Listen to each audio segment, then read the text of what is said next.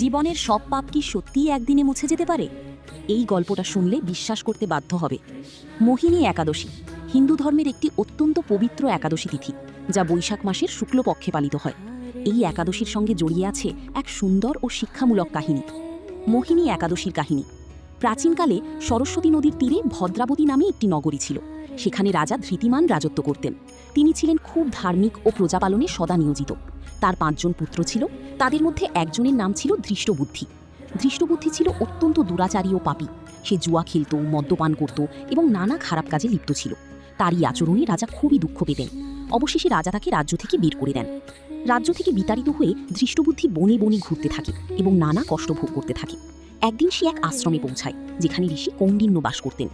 ঋষির পবিত্রতা ও শান্ত স্বভাব দেখে ধৃষ্টবুদ্ধির মনে পরিবর্তন আসে। সে ঋষির কাছে নিজের পাপের কথা স্বীকার করে এবং মুক্তির উপায় জানতে চায়। তখন ঋষি কৌণ্ডিন্য তাকে বলেন, তুমি বৈশাখ মাসের শুক্লপক্ষের একাদশী অর্থাৎ মোহিনী একাদশীর ব্রত পালন করো। এই ব্রতের ফলে তোমার সব পাপ মোচন হবে।